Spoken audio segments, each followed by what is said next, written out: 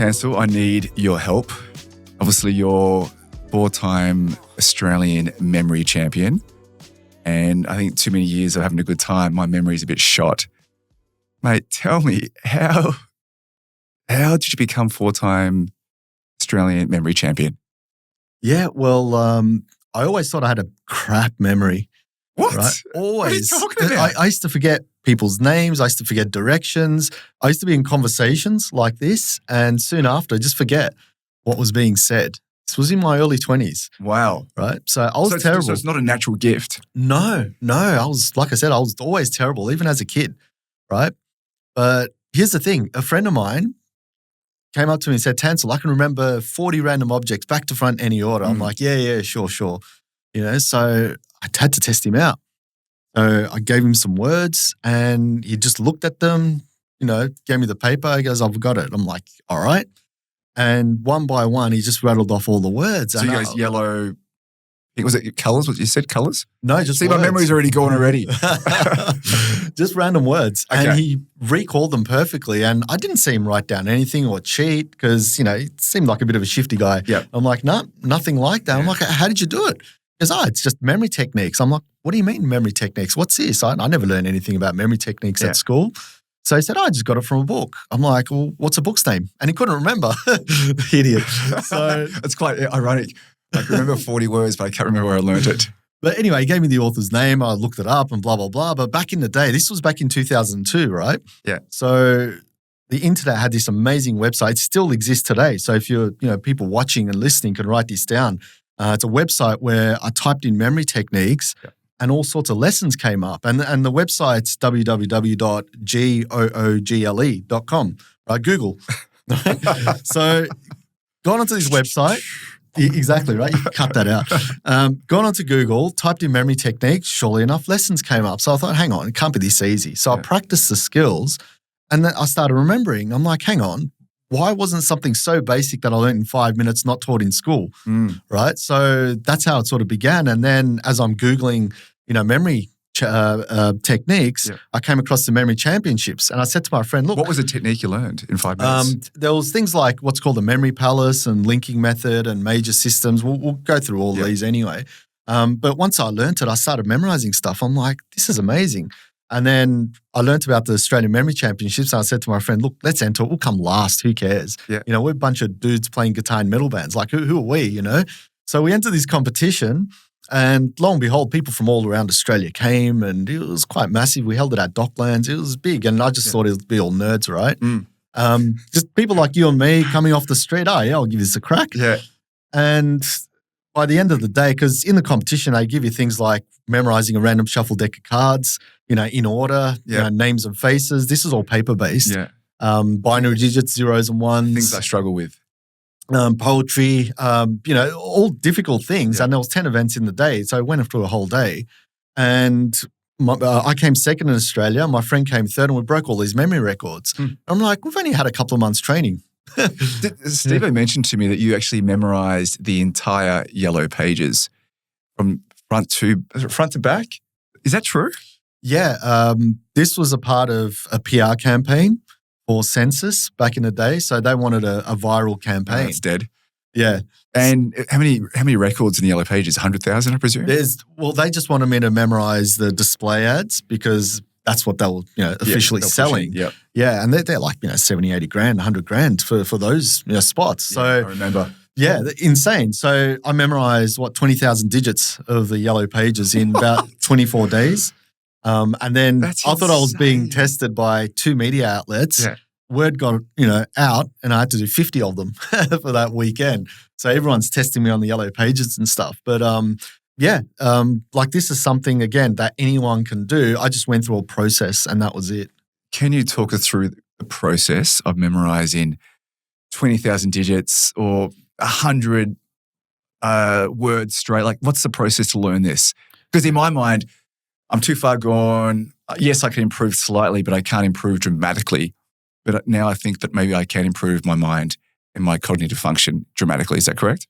Significantly. Like, we're not talking about, I can remember 7 items. We can talk about remember 70,000 without breaking a sweat. Like, it's insane. Really? Like I've had clients in my session, because I'm a memory coach, right? And I've had clients crying at the end of the session saying, I never knew this stuff existed. I've been a lawyer for X amount of years, and now you're telling me these techniques are going to help me, blah, blah, blah, blah, blah. I'm actually going to book you, by the way. It's insane, the amount of, and I've worked with people that have had acquired brain injuries, stroke victims, Jeez. and not even like 3-4 sessions later, they've got it. Okay, so please talk us through the process. So it all involves visualization, association, connection, storytelling. So I'll give you an example, right? So let's say you want to meet someone and their name is, let's say, John, right? Instead of repeating that over and over and over in your head. And you know how we say, I mentioned in conversation, do this, and it becomes superficial. What you can do using your memory techniques is make some sort of an image for that name and then into a story. So John, picture that person in the toilet, right? In a John, right? And then you can make up a story from there to add a bit of drama onto the story, right? Okay, so if I meet a Susan, what image could I give Susan to remember her name? Yeah, well, I know a Susan, so I can connect that Susan I know to her. Maybe she's making her a cup of coffee, or maybe she's pulling her hair. I do more violent, dramatic things because it helps me remember. Or you could say, desperately seeking Susan. Okay, that's I can connect that to her. So word association plays a huge part. Now, the difference between me and everyone else is because I've been doing this for over 20 years, I can make the stories, almost instantly. So you need memory training for that. Yeah. And training is a process where you're speeding up encoding, and encoding is creating something out of nothing, essentially. So a name comes along, you look at it and go, yo, what's that, right? Up until you create that John story. And there's a bit of time lag. So if you can reduce that time lag and process faster, that's when you're processing, the encoding a lot quicker. So it's not basically when I'm trying to remember something, I'll read it 10 times and then try and remember it that way. That is redundant, that way of remembering things? Absolutely, because what you can do, instead of reading something 10 times, you look at the content visually. So for example, if it says this contract must be signed by April 2025, right? That's a very boring, dry statement, right? In fact, a lot of the work we do is very boring and dry, right? So, but then look at that and say, okay, how can I visualize this? Right? April, Easter time. So I can imagine it's Easter and the contract's this massive parchment paper and I've got this old pen, right? Now I'm writing. So now as long as you add something visual, it doesn't even have to make sense, you've got it in your head. But when you memorize 20,000 digits for the yellow pages, how did you remember 20,000 digits? Because you can't associate that with an image. So what's the process then? How I memorized the phone book was I've got a system called the major system, and what that is, that converts digits into letters of the alphabet. So if I have a 9, that's a P, and 2 is an N, right? So if I get 9-2, that's a pen, right? So all I have to do is now connect the images that come with the pair of digits into a story. So for example, if it was Bob's Plumbing, right? I'd imagine a guy bobbing up and down continuously. That would be my trigger. And then the next couple of numbers, let's say it's 9-2, right? For me, it's a pen. So I stick a pen up his butt, he's got the plumber's crack. Yeah. And then the story starts from there. And then when someone says, what's Bob's Plumbing's number? I'm thinking, okay, Bob is bobbing up and down. He's got a pen up his butt, and then, work from there. That's crazy. So just say I can't afford a memory coach, but I want to improve my memory. What are things I can do today to start improving, and how long will it take? Yeah, it's a good question because this is something that I generally work on a lot as well. There's so much online now. It's insane, like YouTube videos. I've got over 300 of them. There's free lessons everywhere, but books, very, very simple, not just by me, but by, other memory athletes and experts. But the most important technique and tool is the visualization, right? How can I visualize abstract information so that I could see something there. And that's probably the biggest skill, imagination as well. So as soon as you combine them together, now you're using your brain in a more active way. So if I'm going to read a book and I want to remember parts of the book, I need to visualize the book itself. Is that right? What you're reading, right? You got to visualize what you're reading. So can you give us an example? Sure. So if you're reading about memory and you're reading about, how working memory can hold 7 or items plus or minus 2, something like that, right? Yeah. So now you're going, okay, working memory. I'm going to picture a guy in a suit working in the city and he's holding his head or something. So now I've created an image, right, for working memory. And that's all you're doing. You're not creating an image for every single thing you read, but all the key themes and points, you can actually visualize them as you're reading through. And what that doesn't necessarily help you recall, but it helps your comprehension. And it's the comprehension that triggers the recall. Okay. Question for you. So someone's starting to develop the disease, Alzheimer's. Can you help treat it and potentially reverse it? Well, my grandmother had it. She passed away last year. And in her early days, early onset, I went through some of the strategies. Yep. And she remembered everything, like all the shopping list items and stuff like that. So early onset, you can definitely play around with the techniques, is that you don't lose your ability to visualize, right? Or associate and connect. So you can build this up. When people come see you, what do they generally want to improve on? Obviously the memory, but what aspects of the memory? Is it just remembering names, or is it different things they want to remember? It's generally different things. I mean, I get people that are professional speakers. They want to remember their talks, right? Things like that. But as you get deeper, it's not about remembering your talk. It's like, how can I have an impact with my talk? So now the messaging, the communication has to change in a way where you're creating impact, right? So things like that. You're also looking at people that want to pass professional exams. I mean, I've worked with people that have passed, the hardest exams in the world, like the wine tasting ones, the master sommelier. Yeah. And, this guy, I've worked with him for about a month, and he flies overseas to sit the exam in Austria. A week later, I get a message saying he was the only one that passed. And there's only been like 200 people since 77 that has passed this exam. So it's insane how the techniques work. But as an example, I'm going to do a speech at a wedding. I want to remember my speech. It's, say, a page long. How exactly do I remember that? Like, I know you said visualize, but can you deep down or dive into that a bit deeper in terms of how do I visualize it?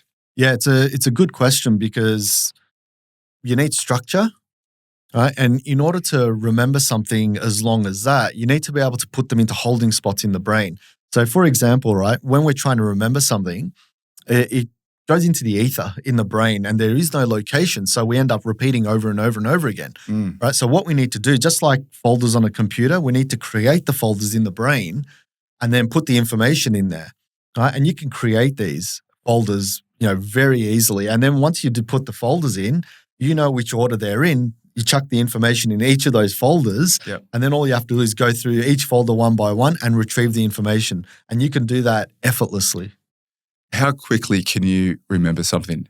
So if I give you 100 words, could you remember them in an hour in terms of order? I mean, usually 100 words would probably do in about 5-10 minutes or something like that.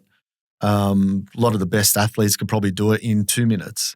It's about the encoding speed, and a lot of athletes. I train a lot of athletes now when we work on what do you mean athletes? Memory athletes. So there's actually memory competitions all around the world. Yeah. And a lot of them actually train to just memorize faster and recall a lot better. So, for example, people want to memorize a deck of cards. Usually takes us about, average person probably a minute to memorize. Average memory athlete. There's people that can memorize it in 12 seconds in the world. How is that possible? Like, obviously, you go through each single card, you look at it once, but then you associate an image with that card? Yeah, so that's where the speed comes in. Like, you're looking at them and you don't even have time to actually make up stories. So how are you going to be so effective with that one moment you have? What image do I associate with it? Sorry, I'm just trying to comprehend this. Yeah, I'll explain, because you've got 52 cards, right, in a deck? Yep.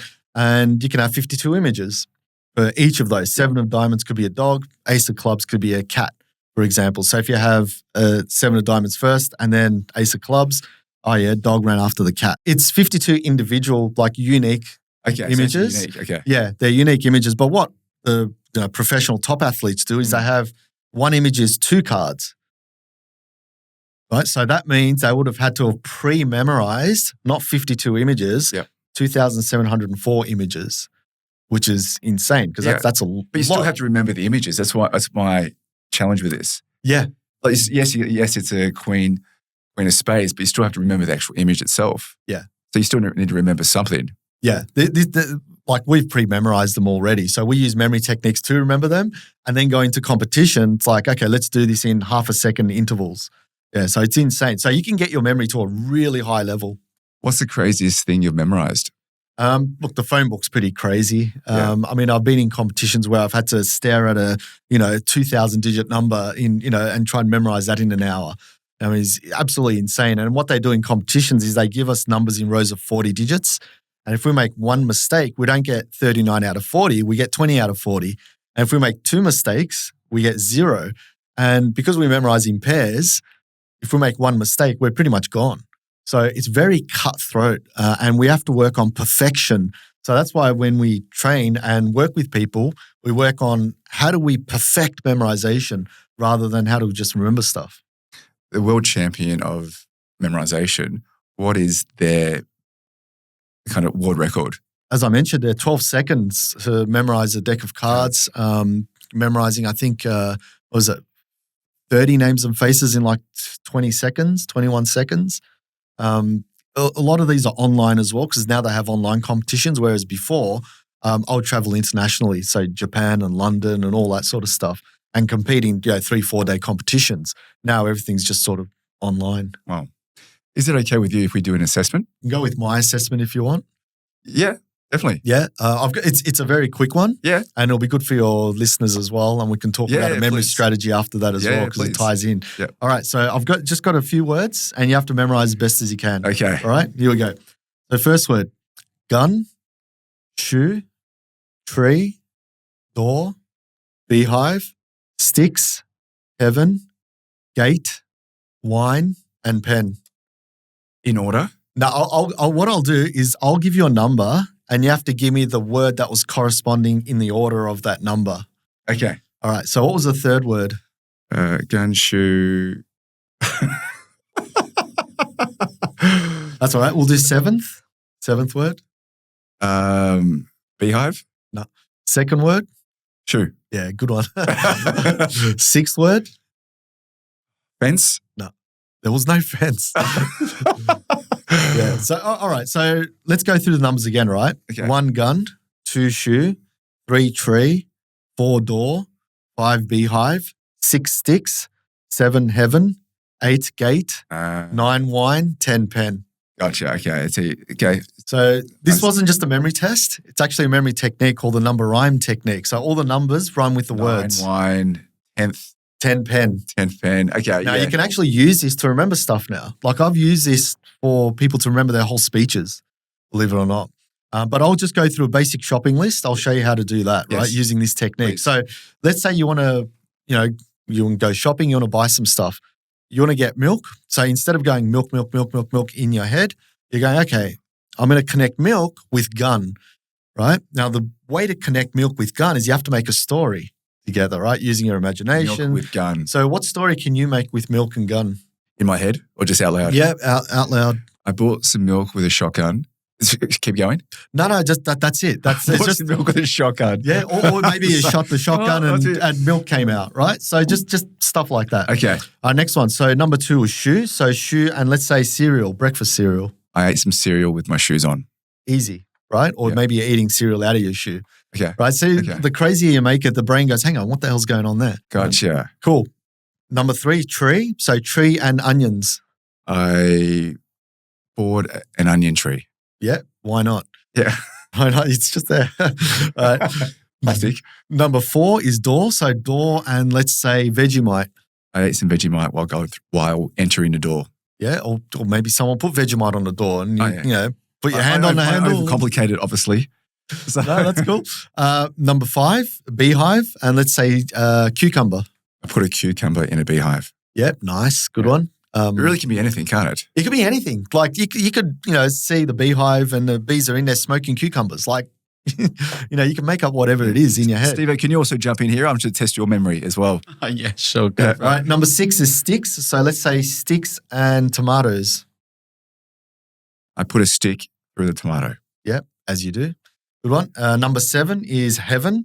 So let's say heaven and lettuce. Lettuce fell from heaven. Yep. Number 8 is gate. So gate and cheese. I ate a gate. I ate cheese while entering a gate. Yeah. Or maybe the gate was made out of cheese. Oh, yeah. Right? Yeah. You ate your way and run to the other side. It was a cheese gate. Yeah. Yeah. Awesome. 9 is wine. So wine and chicken. I love chicken and wine.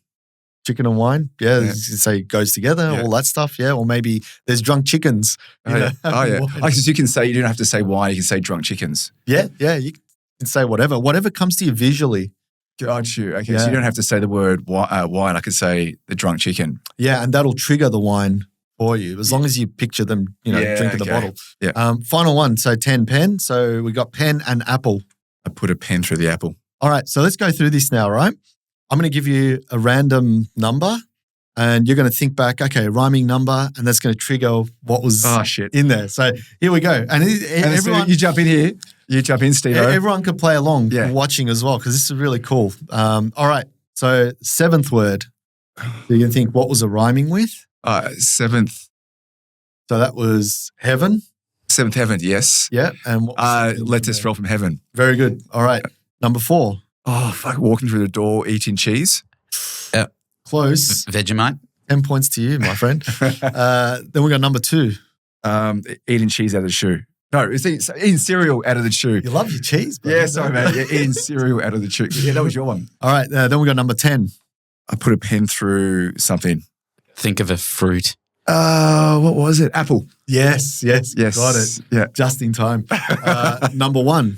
That was the milk. Yeah. Good. Then we've got number 5. Was it right with the beehive? Oh, yes, I should know that. Another green vegetable. Cucumber. Yes. All right. Sorry. All good. So that was. See, they just jump in then, if you know it. Yeah. All right. Then we have number 9. Wine. Yep. And that was chicken and wine. Yep. So that's how it works. I mean, we went through pretty quick. Obviously, if you have time and make up those stories, you're going to remember them all perfectly. So that's how memory works. The holding spots were the rhyming numbers. They could stay the same. And a new information comes in, you can pop them onto those locations. So you can use that skill. Can we use it as an example? I met John for the first time. I want to remember his name. Can you give an example of how, yes, I would associate with something. So I go, John, I met him at this event. The event is for a kids' charity. Is that how I would associate with John? Like, how would I remember exactly? Yeah, what you're talking about there is what would work really well is linking, right? Where you're making one story after another. So, for example, you meet a John, Brian. Yes. You see him in a toilet somewhere. Where's the toilet? It could be in a kids' charity. Naughty John in the toilet. Yeah. Naughty John in the toilet, but he's at a kids' charity, right? So that's how you frame that. Let's not do John because obviously a toilet. Maybe Kate. Yeah. Okay, so how would you do Kate? So Kate rhymes with gate. So I could use that. Yep. Right. So I see, maybe Kate's tall, right? So she's, beside the gate. She's at, taking the gate with her to these children's, charity for an auction or something like that. So that's how I'd connect those two together. It's as long as you connect the stories one by one. And if that person gives you 10 things about them, just make up 10 stories connected to one another. How would you do me? You met me for the first time. Yep. How would you remember me? Yeah, Nick. Shaved head. No, I was thinking of Nick as in Nikes, like shoes.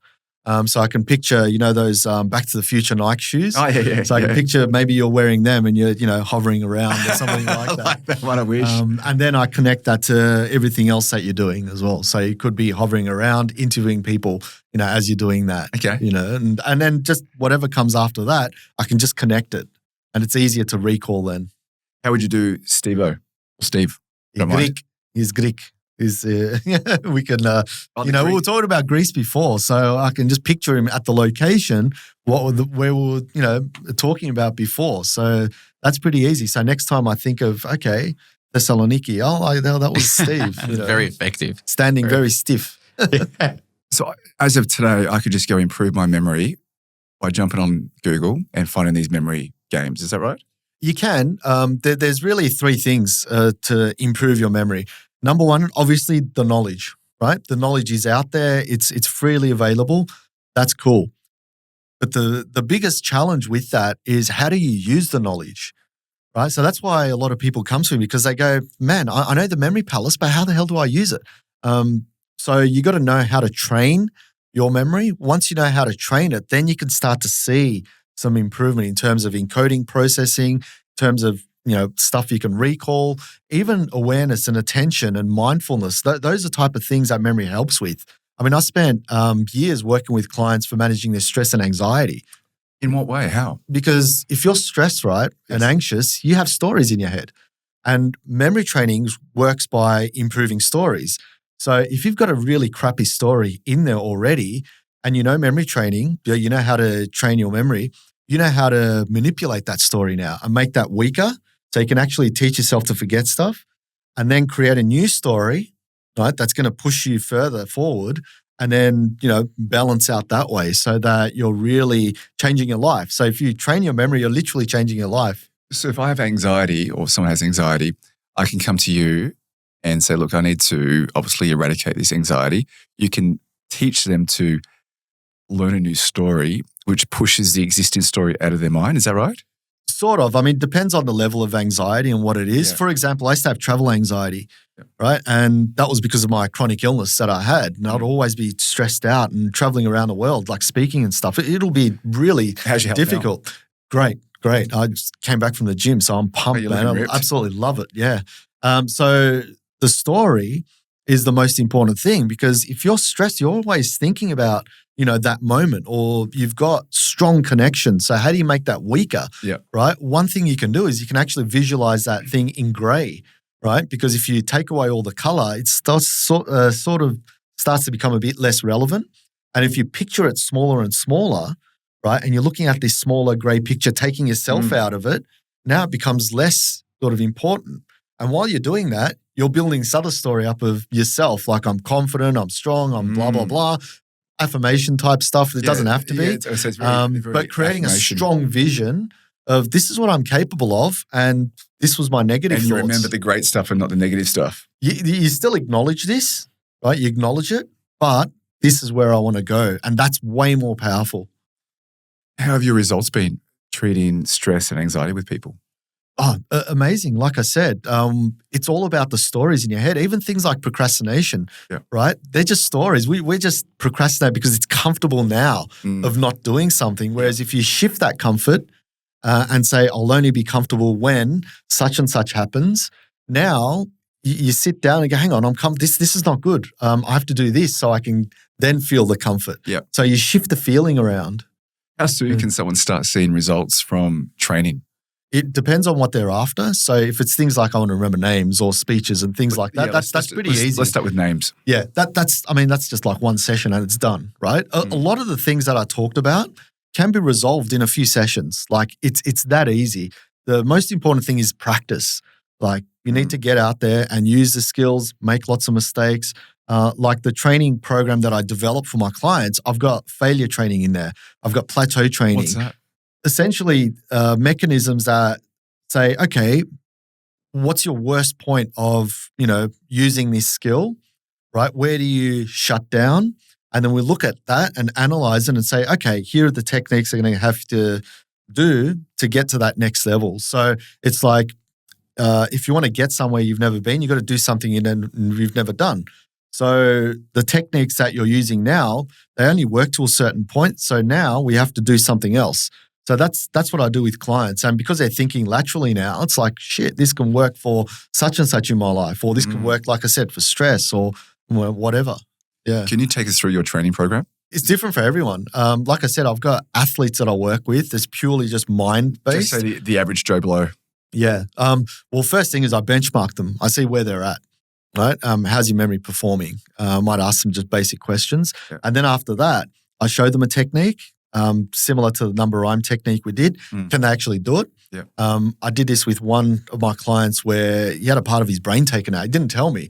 And when I showed him the technique, he did really badly. Yeah. Right? And I said, what's going on here? Is there something you're not telling me? He said, yeah, I was in a car accident, blah, blah, blah. I took it out. Poor bugger. I'm like, dude. Anyway, we spent a few sessions and he started memorizing better than me. So I love that. It's insane. But with half the brain. So show the techniques. And once they have the techniques, say, okay, this is what we need to do in terms of a program. Yeah. You need to train this every day, practice this weekly. And we need to see Because I always build spreadsheets and KPIs and all that because I love looking at data. For me, that's the most important tool to see if someone's improving. Not, oh yeah, I feel better now. That's not good for me. Yep. I want to see the results. So we always analyze the results and say, okay, is the encoding speed reduced? Is your imagination improving? And we can analyze all of that, right? So that's what I try and do. I analyze everything. How do you measure the imagination? There's principles like, say, smash and scope, right? Developed by Tony Buzan and Van der North. And this it's an acronym that stands for, using your senses, movement, association, yourself, all of that. These are all memory principles. And if you apply them, you're essentially getting to a point where you're making things really memorable. So I can tell if someone's talking to me, if they're using any of these elements. And then I can say, okay, you haven't used this particular thing or you haven't used that. Therefore, this is the reason why you couldn't remember because you haven't added this element. Yeah. Yeah. So you've benchmarked the candidate or your student, and then you obviously develop a program. And what's in that program exactly? Yeah, there's reducing of the encoding. That's in there because you need to get faster at processing the memory. Yeah. A lot of recall strategies as well because memorization is one thing, recall is another as well. So it's like, how do you recall instantly? And I'm actually working on something quite unique at the moment where you'll use your intuition to recall almost instantly. And I've had one client use this in one of the competitions and she broke a 10-year record for numbers. How does this work? It works by feeling rather than using techniques. It's something I'm still in progress of testing out. So I will take it to like Google or somewhere eventually, but it's essentially using a part of your brain that isn't really used for, general memory and stuff like that. It's a more holistic way of, getting to the next level in memory. So using our intuition to recall information. Yeah, like for example, if you know how I said you can remember names in like 20, 30 seconds, right? Yeah. Using the memory techniques. If we don't use techniques, if we just repeat the names over and over again, we're not going to get anywhere near that because that's relying on working memory. And working memory is limited. So that's why memory techniques overrides working memory and you can remember thousands of things.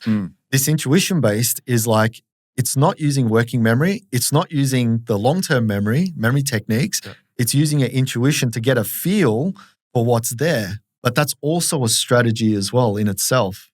So you can feel what the person's name is. It's crazy. It's absolutely crazy. I believe in intuition. It's absolutely insane, but my client was able to do it. In my testing, I've been able to do it as well. So implications with, say, something like AI, where you're connecting these two things together, that's just got immense potential as well. Yeah, so that's what I'm testing now. So you'll see a student once a week and then take them through the program over a 10-week period, or is it ongoing? It's usually, look, I try and, if they come to me with a specific problem, I'll try and solve it then and there, like in an hour, done. Like that's my thing.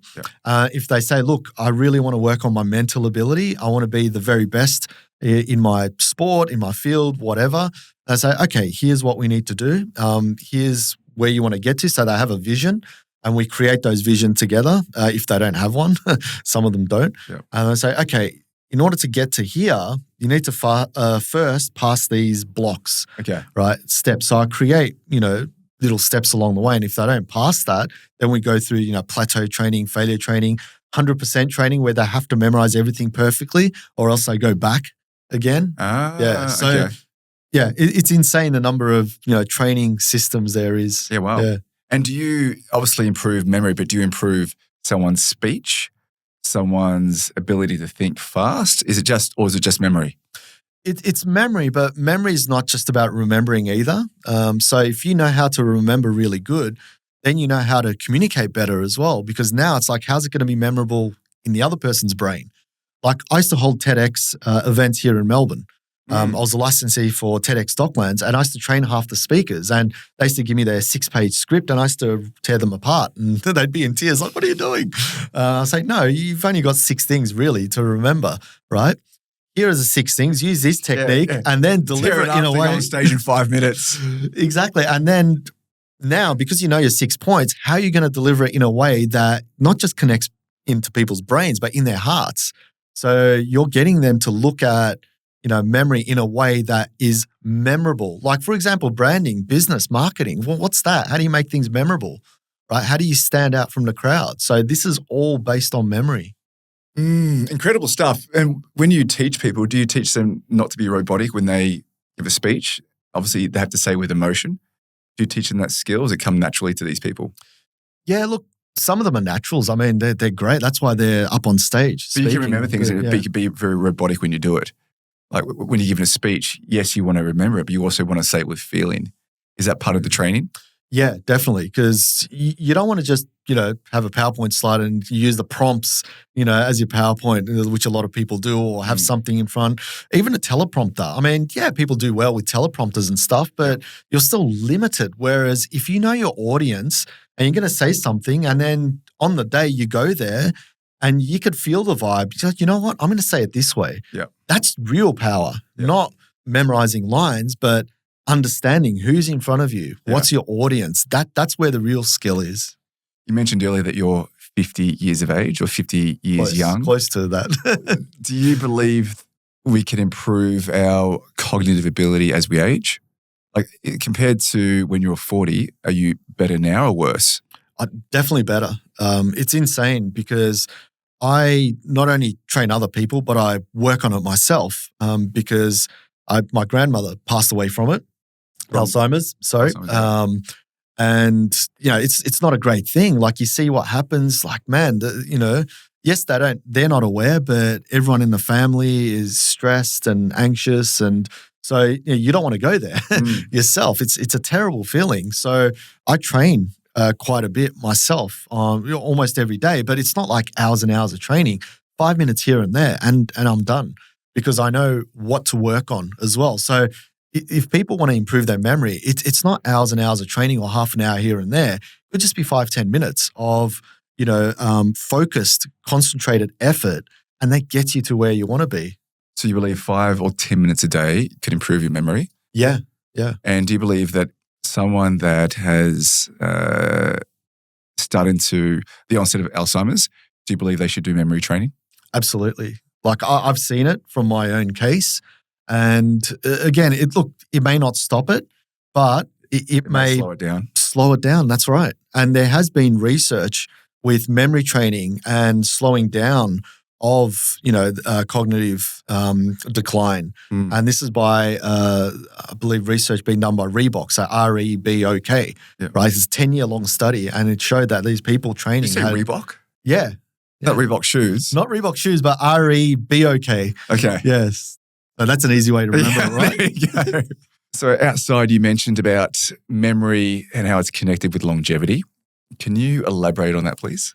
Yeah, look, there's been a lot of research with people that are living to an older age where they're very mentally active. Right? They're always learning new stuff. The blue zones, they're not just kicking back watching TV, right? They're together, they're talking. But they're also active mentally, right? And in what way though? Like reading, socializing? Yeah, and they're learning new things like picking up a guitar or something. It's like when we look at something like learning a new language after a certain age, I go, oh, no, I'm too old for that. It's like, come on. It's the perfect time to learn a new language or a new skill because what that does, it rewires the brain.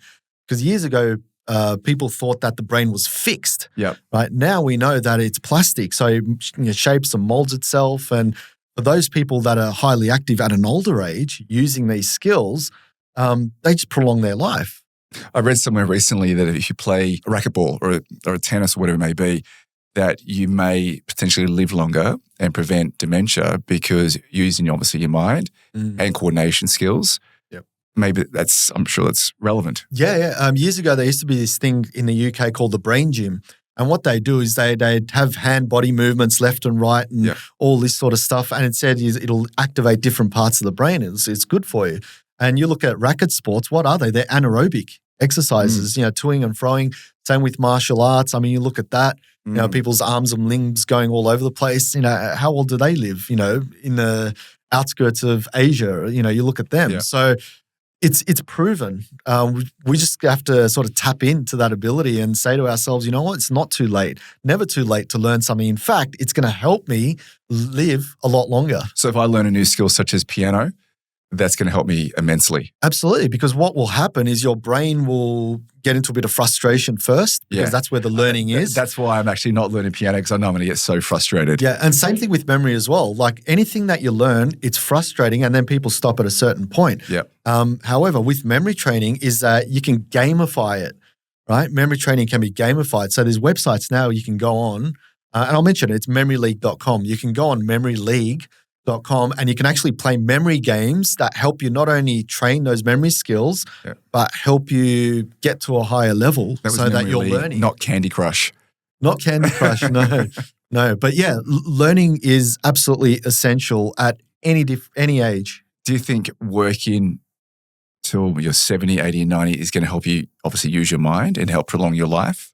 Because when you're working, you have a purpose and you're thinking. What are your thoughts around that in terms of having a purpose and actually working? Yeah, look, I think it's a great thing. Yes, we talk about retirement, living life, all that sort of stuff, but you want the wheels in motion. Yeah, I think when you retire, you die. I think you need to have purpose in life, and I just think retiring is not necessarily a good thing. Yeah, and that's why these people live long lives, because they constantly have a purpose. They're always working towards something. Look at Buffett. And they're loving it. Yeah. But Buffett's what, 95, 96 now? Yes, he's got billions, but I don't think he works for the billions. He just loves what he does. He just loves it. And he's still rocking and rolling. And he has McDonald's every day. That's why I do what I do. I mean, I could have left 20 years ago, but my purpose is, you know what? If I can do it, someone who's got a shocking memory. You're in your 40s. Yeah, I'm someone who's had a shocking memory, be able to change it around. I'm like, come on, anyone can do it. And it's proved, like the people, I've literally worked with thousands of people and they've all changed, from the worst of the worst. So, this message needs to get out there. Like that's why these, podcasts and interviews work really well, because then people watch it and going, shit, I might as well try it out. What's the worst that could happen? I'm going to have a better memory, So what's next for you? Obviously, you memorized Yellow Pages some time ago. Are you going to challenge yourself again? Yeah, look, for me, it's not about me, to be honest, at the moment. I'm trying to get this message out to people that, you know what? Yes, it's benefited me. It's benefited people that I work with, but you can start relatively easy and learn this stuff fairly quickly. Like it took me a couple of weeks and I'm in competitions, and that was, I did a fair bit of work, but if you're just an average Joe Blow and you want to learn memory techniques, it's the easiest thing. And if they do, they can just go online. And what would you recommend? Yeah, look. If they haven't got the money for a memory coach, they've got 5 or 10 minutes a day, what can they do to do it? Start today. Yep, Steve was mentioning something awesome before, and I definitely recommend what that. Was it? Reading, right? Now, as you're reading, like any book, could be fiction, could be nonfiction, doesn't matter. Yeah. Read visually, as I was saying before, right? You're reading, you're seeing what's going on in that thing. If you do that, that's sort of like memory training, because you're encoding the words that are abstract, they don't make any sense words. That's why we always go back and reread them, right? And still forget. Whereas if you just try and read visually and do that for what you're reading. Yeah, exactly. Yeah, not the page or anything. Just if it says something like the dog is jumping on its head, and just see that happening rather than reading. Or if it says it's raining outside, well, what does it feel like? Go under that rain. So really immersing yourself and experiencing rather than just seeing it. Okay. So reading's number one. Yeah. Any other recommendations? Yep. Learn the basic memory skills, right? Memory Palace. That's that's an ancient Greek technique that the ancient Greeks used to memorize. Had to be. Steve loves that. Steve the Greeks. Loves it. That's why I mentioned it, right? Knowing that technique will help you remember things in order, right? So memorypalace.com? No, that's the technique's name. So if you just Google it, you'll come up with all of that stuff. Really powerful stuff. I've got a ton of videos on Memory Palace as well. Linking and association, storytelling, right? If you know how to tell a story using memory techniques, as I said, that just makes things more memorable. So those key components, as soon as you combine them together, just within a couple of weeks, like I said, my clients after one session, they see results. So it's not like it's rocket science. It's just hasn't been tapped in. I'm going to start implementing these tactics today. So thank you for that. Mate, that was a great chat. Thank you. Thanks for having me.